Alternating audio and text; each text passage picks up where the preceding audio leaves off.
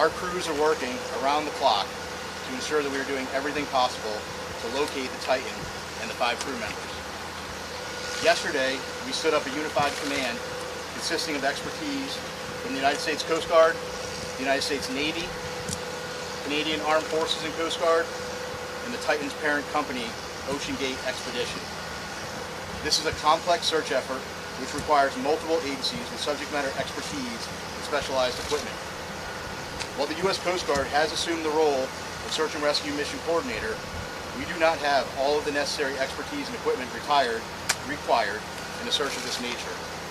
The Unified Command brings that expertise and additional capability together to maximize effort in solving this very complex problem. As a recap, on Sunday, the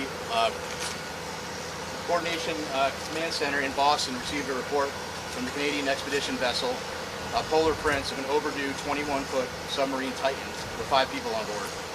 The Titan was attempting to dive on the wreck of the Titanic approximately 900 miles east of Cape Cod and 400 miles south of St. John's, Newfoundland. Approximately 1 hour and 45 minutes into the scheduled dive, the Polar Prince lost all communication with the Titan. The Polar Prince conducted an initial search and then requested Coast Guard assistance. The U.S. Coast Guard in Boston assumed the responsibility of Search and Rescue Mission Coordinator and immediately launched search assets. Since Sunday, the Coast Guard has coordinated search efforts with the U.S. and Canadian Coast Guard, Air National Guard aircraft, and the Polar Prince, which have searched a combined 7,600 square miles, an area larger than the state of Connecticut. These search efforts have focused on both surface, with C-130 aircraft searching by sight and with radar, and subsurface, with P-3 aircraft were able to drop and monitor sonar buoys. To date, those search efforts have not yielded any results. Search efforts have continued through last night and today. Today, the vessel Deep Energy, a 194-meter pipe-laying vessel, arrived on scene with underwater ROV capability. They have rendezvoused with the vessel Polar Prince and commenced an ROV dive at the last known of the position of the Titan and the approximate position of the Titanic wreck. That operation is currently ongoing. Additionally, a Canadian P-3 aircraft is currently conducting a 6-hour search of the area, and several C-130 aircraft and another P-3 are scheduled to fly this afternoon and this evening. The Canadian Coast Guard cutter, or vessel, John Cabot, is scheduled to arrive later this evening, and several other Canadian Coast Guard vessels and the Coast Guard cutter Sycamore are en route.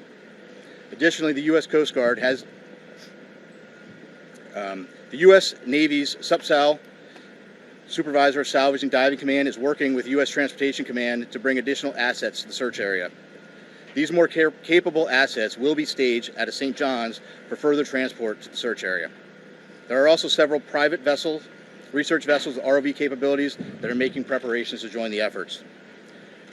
So I want to reiterate, this is a very complex search, and the unified team is working around the clock to bring all available assets and expertise to bear as quickly as possible in an effort to solve this very complex problem.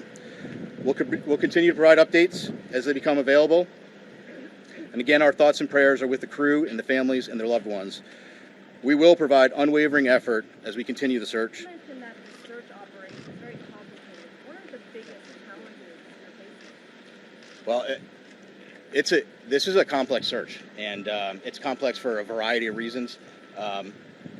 You're talking about a search area that's 900 miles east of Cape Cod, 400 miles south of St. John's.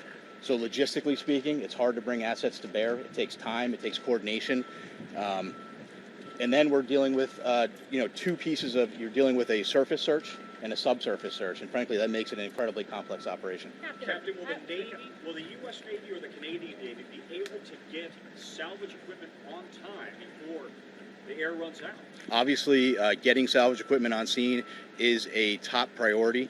Unified Command is working through that to prioritize what equipment we can get there. There are ongoing operations right now via the U.S. Navy and Transcom to get equipment staged in St. John's and to get it on scene. I can't give you an exact timeline of when that's going to happen. What I can tell you is there is a full court press effort to get equipment on scene as quickly as we can. Is that equipment already on the East Coast, though, or is it coming from the Pacific, for example?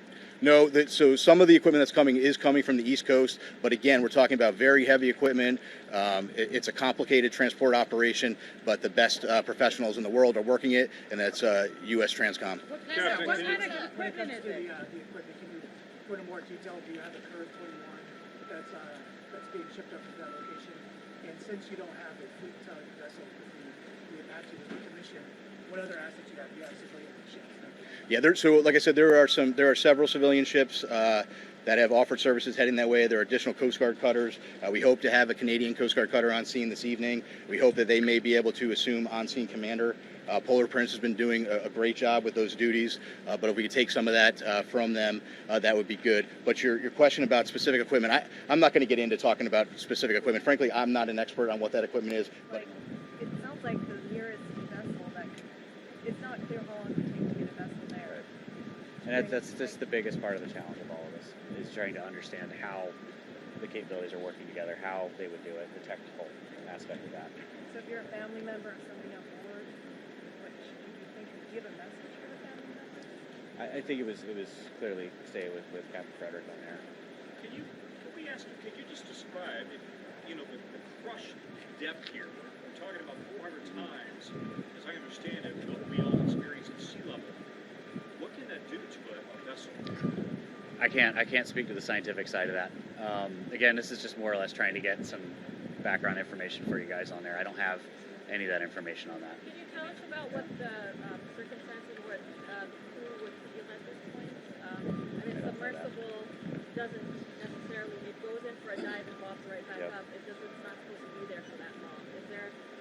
And that would be a great question that we could try to get answered for you with that subject matter expert discussion that we talked about to get an opportunity for you guys to ask that question, because it'd be much more important and realistic for somebody within that community part of the command that would be able to answer that question a lot clearer than anything I would be able to. So, no, When might you provide your next step? so we do have a press release that's going to be going out shortly with the graphics we talked about.